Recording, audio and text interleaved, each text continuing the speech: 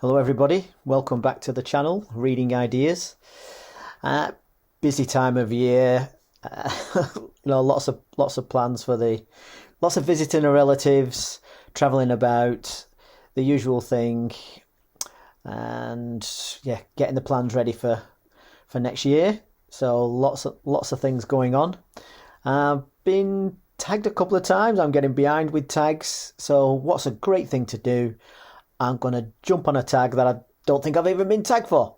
So Pat at Book Chat with Pat has recently done it along with a few others. This is the Rapid Fire tag, and it originates from a channel called GirlReading that apparently is no longer going. So the idea is to answer quickly and see what comes out. So we'll go through, there's 25 prompts, but it's rapid fire, so we'll go through, we should get through the 25 pretty quick. Hey, I tell you what I'm gonna give you, snakes. I'm gonna give you to the count of 10 to get your ugly, yellow, no good keister off my property before I pump your guts full of lead. All right, Johnny, I'm sorry. I'm going. 1, 2, 10.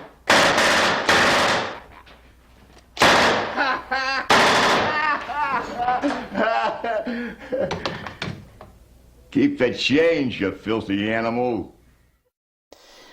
So number 1, ebook or physical book? Definitely physical book. I bought the Amazon e-reader thing. Hated it. No, not for me.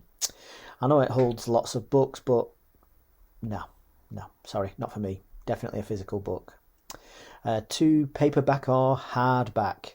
I've got way more paperbacks. Paperback for me.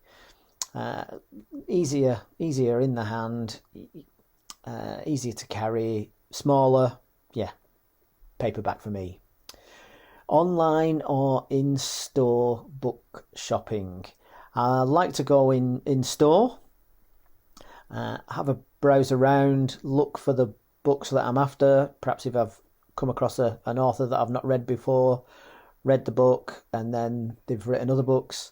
So I like to go in store, but if I'm itching for a book and I can't find it, then I will go online and pay up, usually, if I can't find it after a while. Trilogies or series? I don't have a quick response to this one. Probably series, there's more flexibility in that. Heroes or villains? No, you can't have one without the other, can you? Yeah? If someone forced me to choose, then you'd have to go with the good guys. But there's nothing like a great villain, is there? Mr. Hyde, a bit more interesting than Dr. Jekyll. So, yes. A book that you want everyone to read.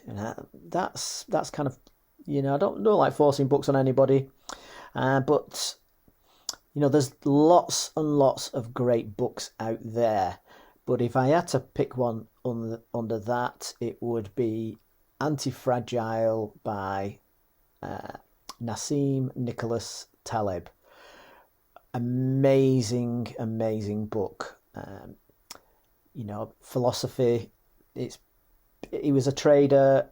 He's one of probably the biggest experts on probability, and he's put those thoughts into life. Success, how you can be fooled by randomness. He wrote the book The Black Swan. About unusual events but important events and how they occur more often than we think. So yeah, Anti-Fragile, amazing book. What's the next prompt? Recommend an underrated book. The book that kind of comes to mind, it's probably it's been a film. It would have been a great book in its time, but I don't hear people reading it. Is The Maltese Falcon by Dashiell Hammett. It doesn't, seem to register on, younger readers' radar who do read a lot of thrillers and things like that. But it's beautifully written. It's of its time and place, but perfectly written. The last book you finished, I'm currently halfway through one at the moment, but the last book I finished was Ubik by Philip K. Dick. Was the last book that I've read. I'm trying to read more science fiction this year, for good or ill. The last book you bought. Now, for myself, I did a video on a stack of books that I bought at Sci-Fi Books at a local second-hand bookshop. But the last books I bought, and I've got no idea whether they're any good or not, was because they were for my wife. She has been reading Isla Dewar, the author, and was struggling to find them. So I went online, and she's now got an extra 12 to keep her busy. So Isla Dewar books were bought off the site World of Books, I think. And yeah, so it made her very happy, which is a great thing. Weirdest thing you've used as a bookmark?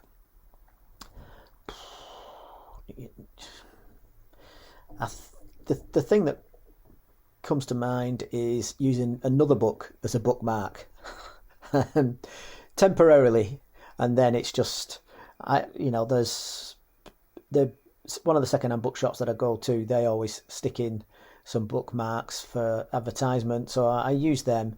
Otherwise, it's just kind of a slip of paper or anything to hand, isn't it? But another book I've used as a bookmark. Used books, yes or no? Hell yeah! Who buys new books? Thank you everybody for keeping the new book market going. But everything that I buy tends to be, quite old, from classics through to whatever. The only thing that I can think of that I bought recently is that, the stuff by Taleb, and when I was reading more non-fiction books, some of that. But as for modern books, they're all rubbish. Absolute rubbish. I'm sure one or two will pop out along the way. Top 3 favourite genres. These Americans are spelling favourite wrong over here, Top 3 favourite genres. I read a lot of non-fiction. I've just got into westerns this year. Louis L'Amour, absolutely fabulous, loving that. Just started sci-fi. I've been, buying some sci-fi books, and but yeah, I don't really kind of go via genres. I like Pride and Prejudice, but Dr. Jekyll and Mr. Hyde, Hemingway, just classics. I'll go for classics. So those 3: classics, westerns, sci-fi. Although I've only started reading westerns a bit, and I haven't really read a lot of sci-fi. But anyway, it said quickfire, didn't it? Borrow or buy? Buy. Yeah, buy. Definitely buy. Not been to the library in ages. Oh God, not keeping a book that you like. What's up with you? Character or plot? You kind of need both, don't you, really? But I'm going to say character, because, when you get a really well-written character, that's where the ownership comes in, and plots are great, but there's always holes in a plot, isn't there? There's always plot holes. Yeah, worse than potholes on these English roads of ours. Yeah, you can have all the signs that you want, but actually filling in the holes in the road, no one's thought of that. Plot holes everywhere. Long or short books. It's a different vibe, isn't it? So, shorts, I would probably say short books are more enjoyable. Long books are kind of a bit more of a marathon. But there's kind of a bit of a kudos with long books, isn't there? You kind of get brownie points if you can keep going. If you look down the greatest ever books of all time, they're squeezing in long ones, aren't they? I did it. Yeah, War and Peace. I did it. I haven't yet, but anyway, you know what I mean. So I would say, short books, but those, it's kind of asking you to pick your favourite children, isn't it? You can't do that. Long or short chapters. My initial thought is that they're as long as they need to be, for what the writer's doing. But it's if you can get your point across quicker rather than wobbling on, so I will go for short chapters. Name the first 3 books you think of. And that's a problem because I'm just thinking now of all the books that I've just mentioned.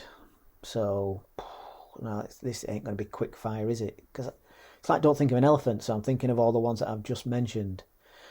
A Movable Feast by Ernest Hemingway, short stories. 365 Days, book of short stories by Glasser. Forgetting his first name for a second. Robert J. Glasser. And I've mentioned Maltese Falcon. The Big Sleep by Raymond Chandler. And books that make you laugh or cry. I'm an northern man. We don't cry. What are you talking about? Books that make you laugh. I do like a good comedy. A good comedy book. I've mentioned on the channel the Book of Funny Names, and they are so funny. The book Potty, Fartwell and Knob. Got to be done. So funny. The Wizard of Id. Comedy books. Cartoon books are great. Far Side. But there is a kind of a bit of a horror residue in the background, and I can only take so much of that. And the English books Graffiti. So when people were scrawling comments on the wall, someone went round, wrote down the funniest. So that was quite funny. Our world or fictional worlds. What's fiction and what's not fiction? They always, is that the biggest lie in publishing when you open up the book and it says, nothing in here is based on real life. Not at all. No. Of course, yeah. So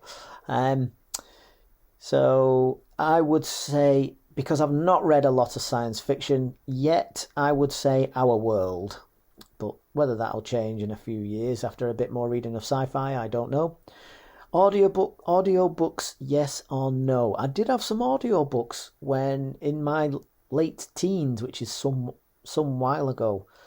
What was it? The Call of the Wild and The Hound of the Baskervilles, and some beautiful voices reading those, but I've not had any for years and years. So I'd probably have to say no. But a long time ago, it would have been a yes. Do you ever judge a book by its cover? Not judge it. I judge a cover by its cover, if that makes sense. So particularly, so what that makes me think of is I don't judge a book whether it's going to be good or bad by its cover. I think that's impossible. But like I said, you judge a cover by its cover. But I do think a cover can enhance the reading experience of a book. So you can have a great book and look at the cover and think, yeah, that kind of adds to it. Or you can kind of have a great book and be, really like it kind of, look at the cover of that. Why have they gone with that? Or, what people's pet peeves. Pat mentioned it on her channel. They go and stick a picture from a movie scene on the front, trying to get some extra people to buy it, and you kind of think, no. So it can enhance. I find it can enhance. It's the book or put it away.